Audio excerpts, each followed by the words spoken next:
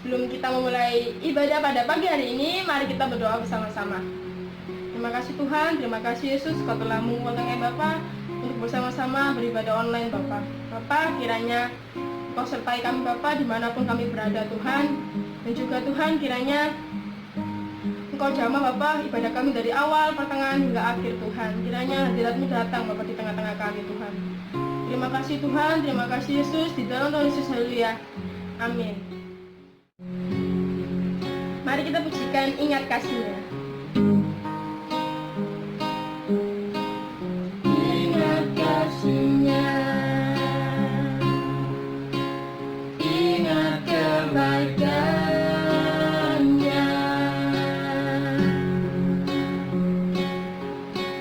dan anugerah-Nya.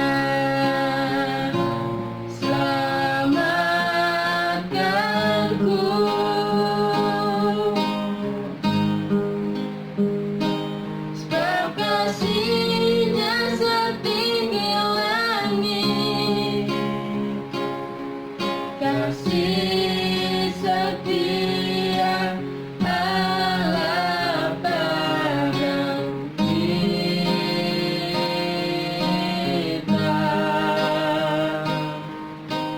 Besar kasih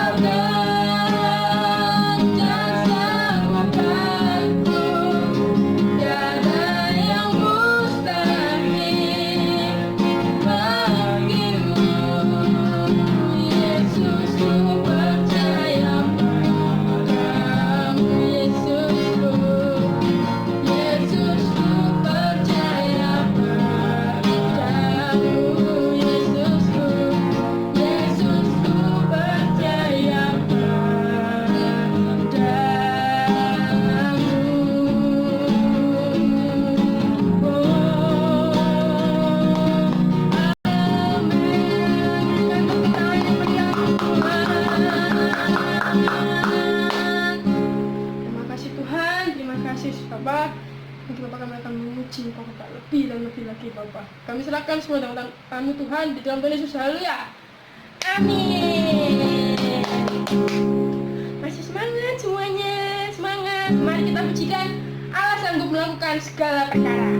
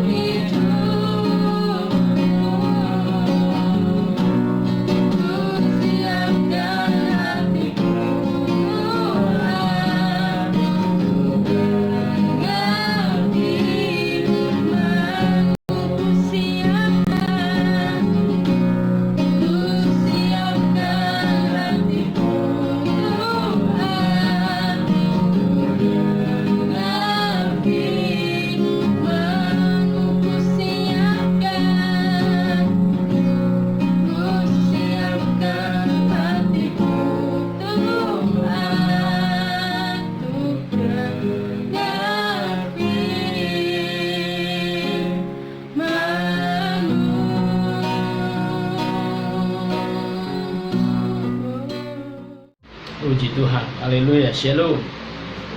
Hari ini kita akan masuk di dalam ibadah online di dalam rangka perjamuan kudus, di mana kita akan masuk dalam kebenaran firman Tuhan. Dan kita Gereja Anugerah Efrata sudah memasuki minggu yang kelima di dalam ibadah online, ya. Dan oleh anugerah Tuhan kita masih bersama dengan saudara jemaat Tuhan secara online. Dan saya percaya apa yang kita kerjakan tidak mengurangi khidmat, tidak mengurangi rasa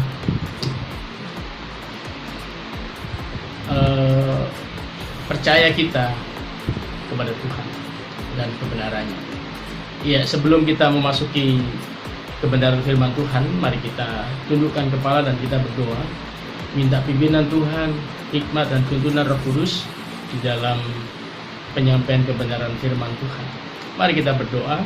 Bapa di surga, kami bersyukur, kami berterima kasih buat kesempatan pagi hari ini kami boleh kembali di dalam ibadah secara online, di dalam perjamuan kudus dalam minggu yang pertama di bulan Mei, di tengah-tengah wabah COVID-19 yang begitu luar biasa. Tapi kami punya Tuhan Yesus yang jauh lebih luar biasa dari keadaan apapun juga, yang mampu mengendalikan apapun juga. Terima kasih Tuhan, terima kasih Yesus. Roh Kudus memimpin, Roh Kudus mengurapi dalam pemberitaan kebenaran firman Tuhan ini. Kami kerjakan, kami lakukan, dan kami mulai dalam nama Bapa, Putra, Roh Kudus, dalam nama Tuhan Yesus Kristus. Haleluya, amin. Puji Tuhan, hari ini kita akan belajar kebenaran firman Tuhan di dalam Keluaran pasal yang ke-12, ayat yang ke-26, 27 dan 28. Mari kita baca. Saya minta Saudara Stefanus Angga untuk membantu kita dalam pembacaan firman Tuhan dalam Keluaran 12 ayat 26 sampai 28. Keluaran pasal 12 ayat 26 sampai 28. Begini bunyi firman Tuhan. Dan apabila anak-anakmu berkata kepadamu, apakah artinya ibadah ini? Maka haruslah kamu berkata, itulah korban Paskah bagi Tuhan yang melewati rumah-rumah orang Israel di Mesir, ketika ia menulai orang Mesir tetapi menyelamatkan rumah-rumah kita. Lalu berlututlah bangsa itu dan sujud menyembah. Pergilah orang Israel lalu berbuat demikian seperti yang diperintahkan Tuhan kepada Musa dan Harun. Demikianlah diperbuat mereka. Amin. Iya, seperti yang kita kerjakan hari-hari ini dalam sebulan satu kali, setiap minggu pertama, Gereja Betel Indonesia selalu memperingati perjamuan kudus, yaitu peringatan kematian Tuhan. Ya, kalau dalam istilah yang kita baca lewat Keluaran pasal 12, apakah arti ibadahmu ini? Nah, orang Kristen, orang percaya harus mengerti arti ibadah yang kita lakukan, yang kita kerjakan. Jangan sampai kita menjadi orang Kristen yang tidak mengerti arti ibadah kita, termasuk di dalamnya arti ibadah setiap minggu yang pertama di dalam perjamuan kudus. Ya. Nah, kita lihat di sini bahwa setiap minggu pertama kita memperingati perjamuan kudus, dan di dalam firman Tuhan ini memberitahukan bahwa apa arti ibadah yang kita lakukan ini. Dikatakan dalam ayat yang ke-27, maka haruslah kamu berkata, itulah korban Paskah bagi Tuhan. Itulah korban Paskah bagi Tuhan. Ya. Artinya apa? Itulah yang ke-10, di mana setiap anak sulung orang Mesir dan juga anak sulung binatang juga dihabisi semua oleh Tuhan. Dan Tuhan memberikan perbedaan, ya, antara umatnya dengan bukan umatnya, antara yang percaya dengan yang tidak percaya. Ada perbedaan, ya. Dan saya berharap, ya, lewat ibadah ini kita juga mengerti, ya, arti daripada ibadah kita, di mana firman Tuhan memberitahukan itulah korban Paskah bagi Tuhan. Korban di mana setiap ambang pintu umat Allah dilumuri dengan darah anak domba. Ya. Sehingga ketika malaikat melewati setiap rumah, ada tanda di ambang pintu rumah bangsa Israel, ada tanda darah domba. Maka malaikat maut itu tidak membinasakan, dan rumah itu dilewati, rumah itu dilalui, Passover, ya, artinya dilewati, dilalui, ya, sehingga tidak kena tulah yang ke-10, ya. Dan kebenaran firman Tuhan ini menjadi sebuah kebenaran yang pada akhirnya menuju kepada satu pribadi yang dinubuatkan di dalam Yesaya pasal yang ke-53. Coba kita baca sama-sama ayat yang ke-7. Yesaya 53 ayat yang ke-7. Ya, arti anak domba Paskah. Ya. Silakan Saudara Angga membacakan Yesaya 53 ayat yang ke-7. Yesaya pasal 53 ayat ke-7, begini bunyi firman Tuhan. Dia dianiaya tetapi dia membiarkan diri ditindas, dan tidak membuka mulutnya, seperti anak domba yang dibawa ke pembantaian, seperti induk domba yang keluh di depan orang-orang yang menggunting bulunya, ia tidak membuka mulutnya. Iya, anak domba yang digambarkan di dalam perjanjian lama, di dalam firman Tuhan yang kita baca Keluaran 12 ayat yang ke-27 tadi, itulah korban Paskah bagi Tuhan. Artinya ada anak domba yang dikorbankan, lalu darahnya dibasuh kepada setiap ambang pintu orang percaya, orang Kristen, orang Israel, umat pilihan Tuhan, sehingga diluputkan, di Passover, dilalui, dilewati dari malaikat maut, sehingga tidak ada satupun kematian di dalam kemah orang Israel.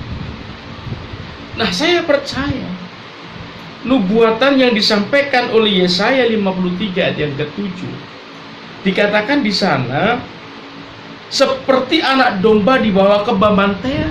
Siapakah itu anak domba yang dibawa ke pembantaian? Coba kita lihat di dalam Yohanes pasal 1 ayat yang ke-29. Ya, Rasul Yohanes memberitahukan bahwa siapa anak domba Paskah yang sesungguhnya. Siapakah yang menggenapi anak domba Paskah? Siapakah yang dimaksud dalam Yesaya pasal yang ke-53 tadi? Ya, tentang anak domba yang dibawa di pembantaian. Ya. Coba baca Yohanes pasal 1 ayat yang ke-29. Silakan. Yohanes pasal 1 ayat 29, begini bunyi firman Tuhan. Yohanes menunjuk kepada Yesus. Pada keesokan harinya Yohanes melihat Yesus datang kepadanya, dan ia berkata, lihatlah anak domba Allah yang menghapus dosa dunia. Lihatlah anak domba Allah yang menghapus dosa dunia. Yohanes memberitahukan bahwa yang menggenapi anak domba Paskah di dalam perjanjian lama, di kitab Keluaran yang kita baca tadi, ternyata itu berbicara tentang Yesus. Juga yang dinubuatkan dalam Yesaya 53 itu menuju kepada pribadi siapa? Anak domba Allah. Siapa itu? Yesus. Dalam perikop yang dibaca tadi, Yohanes menunjuk kepada Yesus. Yesus adalah penggenapan dari anak domba Paskah. Yesus adalah pribadi yang menyerahkan diri dan hidupnya untuk dijadikan korban, menggantikan saudara dan saya. Dia mati di kayu salib, darahnya dicurahkan, dagingnya dipecah-pecahkan. Untuk apa? Untuk Passover, untuk melewatkan kita, untuk meluputkan kita, ya, dari hukuman kekal. Roma 3:23 dikatakan sebab upah dosa ialah maut. Nah, inilah yang dihapus oleh anak domba Paskah yang adalah Yesus. Dia datang ke dunia dan dia mati di Golgota, menggantikan posisi saudara dan saya. Minggu pertama di bulan Mei ini kita memperingati perjamuan kudus. Peringatan tentang pengorbanan Tuhan yang adalah anak domba Paskah, anak domba Allah. Ya, yang digenapkan dalam pribadi yang bernama Yesus. Dikatakan di dalam Yohanes 1:29, lihatlah anak domba Allah yang menghapus dosa dunia. Yang menghapus dosa dunia. Saudara lihat, upah dosa ialah maut. Dalam Roma pasal 6 ayat yang ke-23, coba saudara Angga dibacakan. Roma pasal 6 ayat 23, begini bunyi firman Tuhan, sebab upah dosa ialah maut. Sebab upah dosa ialah maut. Tetapi karunia Allah ialah hidup yang kekal dalam Kristus Yesus. Jadi dikatakan di dalam Yohanes pasal 1:29, lihatlah anak domba Allah yang menghapus dosa dunia. Jadi siapa yang menghapus dosa dunia? Tidak ada seorang pun yang bisa memberikan dirinya untuk menggenapkan domba Paskah kecuali manusia dalam Yesus, Allah yang menjadi manusia, Firman yang menjadi daging. Ya. Dialah yang menghapus dosa dunia. Bukan saudara yang menghapus dosa saudara. Bukan perbuatan amal dan perbuatan baikmu, bukan ibadahmu, bukan kesalehanmu yang bisa menghapus dosamu. Ya. Yang bisa menghapus dosamu dan dosaku adalah percaya di dalam kematian Yesus. Ya, yang digambarkan dalam perjanjian lama dalam Keluaran tadi. Dialah yang meluputkan setiap rumah bangsa Israel. Karena apa? Karena ada tanda darah yang setiap pintu rumah mereka. Sehingga malaikat maut Passover melewati, dilalui, ya, diluputkan dari murka kematian yang mengerikan. Ya.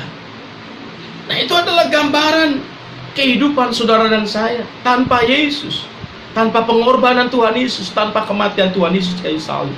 Maka sia-sialah hidup kita.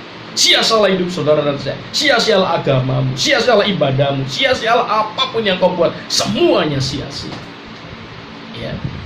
Makanya dalam Yohanes pasal 3 yang ke-16, barang siapa yang percaya tidak binasa, melainkan beroleh hidup yang kekal. Percaya kepada siapa? Percaya kepada anak domba Allah. Percaya kepada Tuhan Yesus. Terima Yesus sebagai Tuhan dan Juru Selamat secara pribadi dalam hidupmu dan hidupku. Engkau membuka hati untuk terima Yesus, maka dosamu, dosaku, dosa semua manusia dihapuskan. Kenapa? Karena Dia datang untuk menghapus dosa dunia. Hanya Yesus yang bisa menghapus dosa dunia. Bukan saudara, bukan saya, bukan siapapun yang dalam dunia. Tidak ada seorang pun yang bisa menghapus dosanya sendiri. Tidak ada satupun yang bisa membebaskan dirinya dari dosa dan hukuman dosa. Dan upah dosa adalah maut, neraka, kehidupan yang begitu mengerikan. Tidak ada satupun yang bisa luput daripada hukuman dosa. Oleh sebab itu, terimalah Yesus dalam hidupmu dan hidupmu. Percayalah kepada Tuhan Yesus yang sudah mati bagi dosamu dan dosaku. Kematiannya untuk membebaskan kita, kematiannya untuk menebus saudara dan saya dari dosa. Dihapuskan dosa saudara dan dosa saya, dosa kemarin, dosa hari, dosa yang akan datang, semua sudah diselesaikan di kayu salib oleh Tuhan Yesus. Oleh sebab itu, saudara yang dikasihi oleh Tuhan, dalam perjamuan kudus dalam minggu yang pertama di bulan Mei ini, kita boleh memperingati pengorbanan Tuhan. Sekali lagi, kita memperingati pengorbanan Tuhan. Kita tahu apakah arti ibadah. Jadi, ibadah yang kita kerjakan setiap minggu, khususnya di bulan Mei, di minggu yang pertama ini, memperingati perjamuan kudus, memperingati kebaikan Tuhan, kemurahan Tuhan lewat Yesus yang memberikan hidupnya dan nyawanya untuk saudara dan saya. Saudara yang seharusnya dihukum, saudara yang seharusnya binasa, saudara yang seharusnya menerima murka Tuhan, tetapi Yesus sudah melunasi dan membayarnya, lunas di kayu salib. salib adalah bukti daripada keadilan dan kasih Tuhan bertemu di sana. Keadilannya apa? Setiap manusia yang berdosa harus dimurkai oleh Tuhan dan binasa, masuk neraka. Tetapi kasih-Nya yang begitu besar, Dia tidak menginginkan seorang pun binasa. Oleh sebab itu Dia menawarkan keselamatan lewat Yesus yang mati di kayu salib. Hanya lewat Yesus, hanya di dalam Yesus. Di dalam Yohanes pasal 1 ayat 29, lihatlah anak domba Allah yang menghapus dosa dunia. Jadi tidak ada seorang pun yang bisa menghapus dosamu dan dosaku kecuali Yesus yang menghapus lewat kematian, lewat pengorbanannya di kayu salib. Jadi kematiannya itu bukan konyol, kematiannya itu bukan kebetulan, kematiannya itu bukan karena Dia disalib, tapi kematiannya karena Dia memang memberikan hidupnya dan nyawanya. Ya, ingat salah satu 7 perkataan salib, salah satunya dikatakan bahwa kuserahkan nyawaku. Ya, atau it is finished, sudah selesai. Ya, disitulah Dia udah selesai, Dia udah kerjakan semua. Ya, semua keadilan Tuhan, semua tuntutan Tuhan, semua tuntutan ya Taurat ya diselesaikan di dalam Yesus di kayu salib. Coba Saudara Angga baca di dalam 1 Korintus pasal yang ke-6 ayat yang ke-19 dan 20 ya. 1 Korintus pasal yang ke-6 ayat yang 19 dan 20. Coba lihat dan dengar firman Tuhan, coba yang keras. 1 Korintus pasal 6 ayat 19 sampai 20, begini bunyi firman Tuhan. Atau tidak tahukah kamu bahwa tubuhmu adalah bait Roh Kudus yang diam di dalam kamu, Roh Kudus yang kamu peroleh dari Allah. Amin. Dan bahwa kamu bukan milik kamu sendiri. Yes, kenapa? Sebab kamu telah dibeli dan harganya telah lunas dibayar. Dan harganya sudah lunas dibayar. Karena itu muliakan Allah dengan tubuhmu. Karena itu muliakan Allah dengan tubuh. Ya. Jadi kita memuliakan Tuhan bukan supaya masuk surga. Kita beribadah bukan supaya masuk surga. Ya. Tetapi sebagai ungkapan syukur kita. Kita bersyukur akan kebaikan Tuhan dan kemurahan Tuhan yang sudah menebus, yang sudah membebaskan hidupmu dan hidupku dari maut, dari hukuman maut, yaitu neraka, api neraka yang kekal. Ya, coba lihat di dalam 1 Petrus pasal 1 ayat yang ke-18 dan 19. Di situ dikatakan bahwa engkau dan saya sudah ditebus, sudah dibebaskan. Ya, bukan dengan emas, bukan dengan perak, bukan dengan harta yang ada di dunia ini, nggak cukup untuk menebus nyawamu dan nyawaku. Kenapa? Karena hidupmu, hargamu mahal di mata Tuhan, seharga Tuhan Yesus. Haleluya. 1 Petrus pasal 1 ayat 18 sampai 19, begini bunyi firman Tuhan.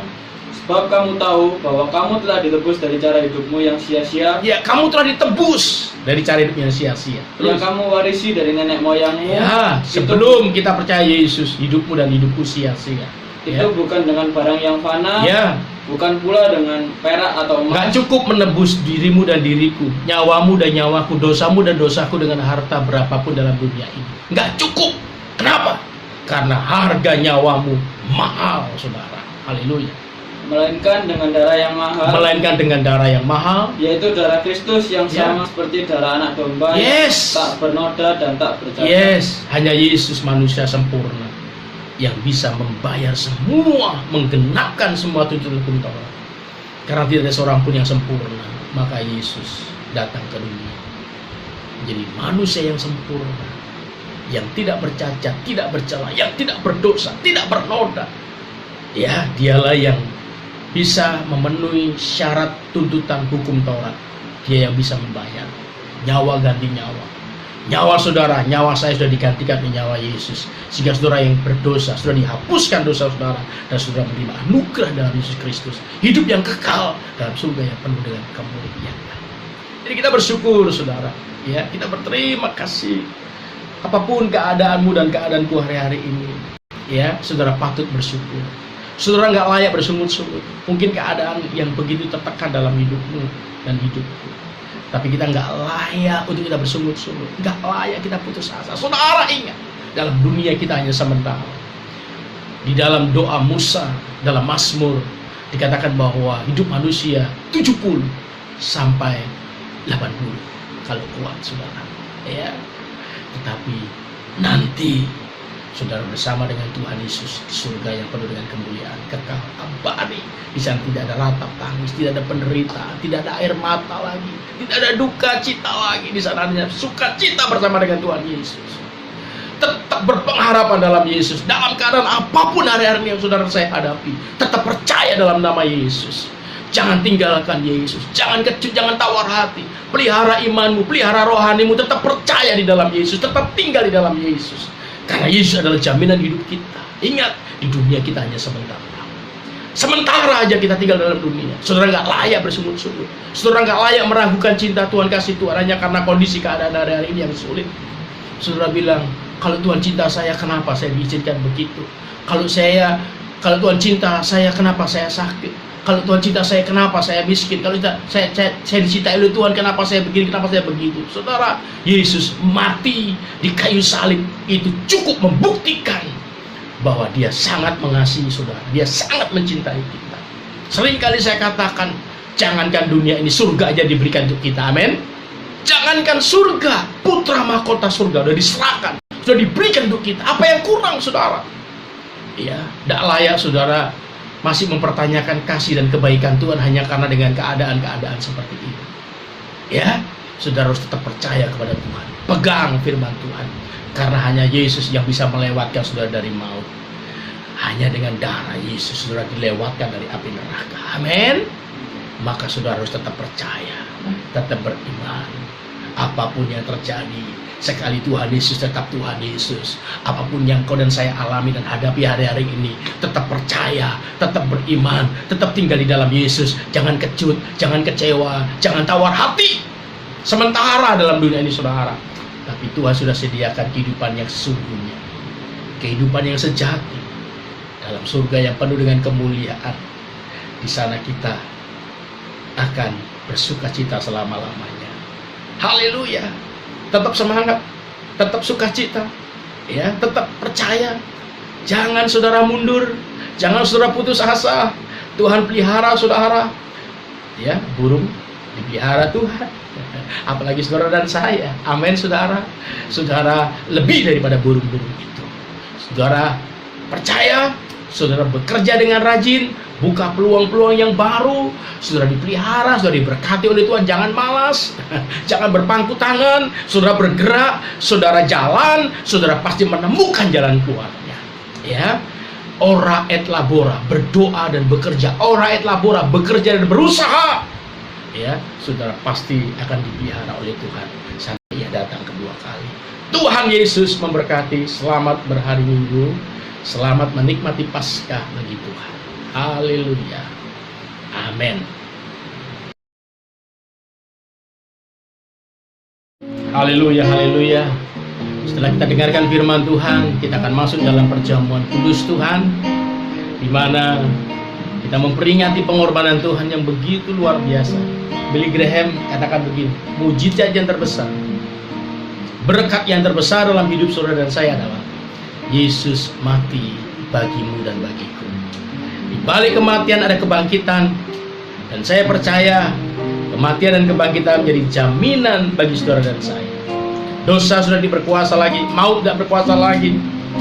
Dia berkata dalam Yohanes pasal yang ke-11, akulah kebangkitan dan kehidupan. Barang siapa yang percaya kepadaku, ia akan hidup sekalipun dia sudah mati. Amin. Percaya saudara? Nah, oleh sebab itu, mari kita peringati perjamuan kudus ini dengan penuh sukacita. Kita peringati perjamuan kudus ini dengan penuh ucapan syukur. Bukan dengan tangisan-tangisan yang sedih mengingat dosa-dosa kita. Enggak. Kita nangis karena kita mengucap syukur. Amin. Kita bersukacita karena kita mengucap syukur bahwa Yesus sudah mati bagi dosamu dan dosaku. Dan di dalam ada jaminan kehidupan yang kekal dalam surga yang penuh kemuliaan. Mari, sebelum kita masuk dalam perjamuan kudus, ambil rotimu. Kita angkat tinggi roti melebihi kepala kita sebagai penghormatan pengorbanan Tuhan. ya, yang sudah dia kerjakan di kayu salib. Dan hari ini kita peringati roti adalah lambang daging Yesus yang dipecah-pecahkan. Amin. Dengarkan firman Tuhan. Sebab apa yang telah kuteruskan kepadamu telah kuterima dari Tuhan, yaitu bahwa Tuhan Yesus pada malam waktu diserahkan mengambil roti, dan sesudah itu ia mengucap syukur atasnya, ia memecah-pecahkan dan berkata, inilah tubuhku yang diserahkan bagi kamu, perbuatlah ini. Perhatikan, perbuatlah ini menjadi apa? Peringatan akan aku. Bukankah roti di tangan kananmu adalah persekutuan dengan tubuh Yesus? Amin. Mari kita makan dalam nama Tuhan Yesus Kristus.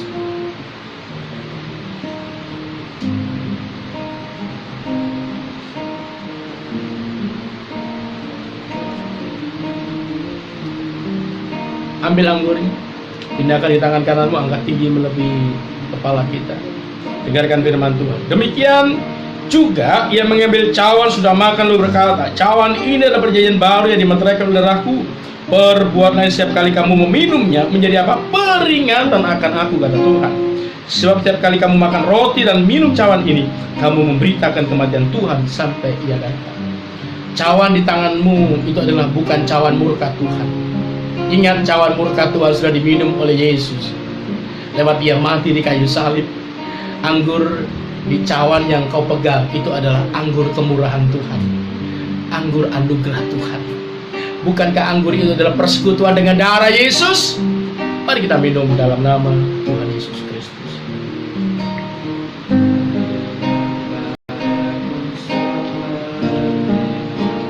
Kau ingini, katakan, ku telah mati. Mari angkat tangan. Ku telah mati dan tinggalkan cara hidupku yang lama. Oh, semuanya sia-sia dan tak berarti lagi. Hidup ini, oh, ku letakkan pada mesbahmu, pada mesbahmu ya Tuhan. Oh, jadilah padaku seperti yang kau ingini. Jadilah padaku seperti yang kau ingini. Oh, jadilah padaku seperti yang kau ingini. Segala pujian, hormat, kemuliaan, keagungan, kejayaan hanya bagi Bapa, dalam nama Tuhan Yesus Kristus. Haleluya. Amin. Tuhan Yesus memberkati.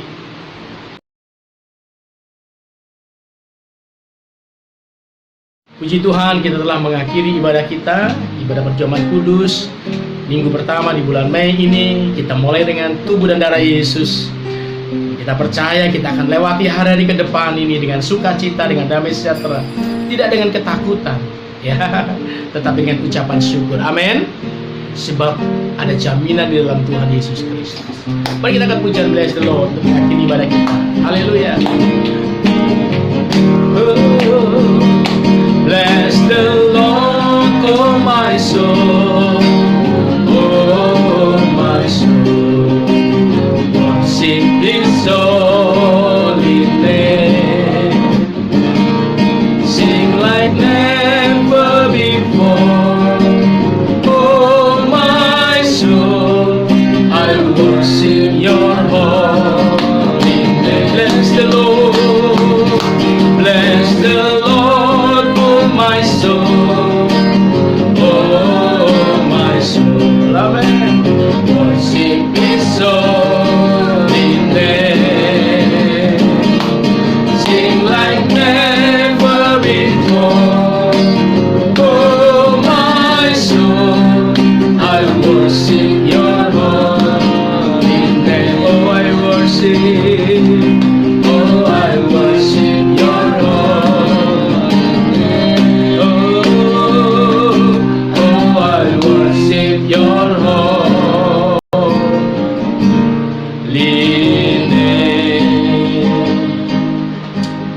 Lambaikan kedua tanganmu, buka hatimu. Terimalah berkat daripada Allah Bapa, Anak dan Roh Kudus, dalam nama Tuhan Yesus Kristus, bagi kita semua hari ini dan sampai selama-lamanya. Yang percaya bersama saya katakan amin. Bapa, terima kasih. Amin. Haleluya. Bapa, terima kasih. Oh Bapa di dalam surga, syukur, terima kasih. Amin. Selamat hari Minggu. Tuhan Yesus memberkati kita semua. Amin.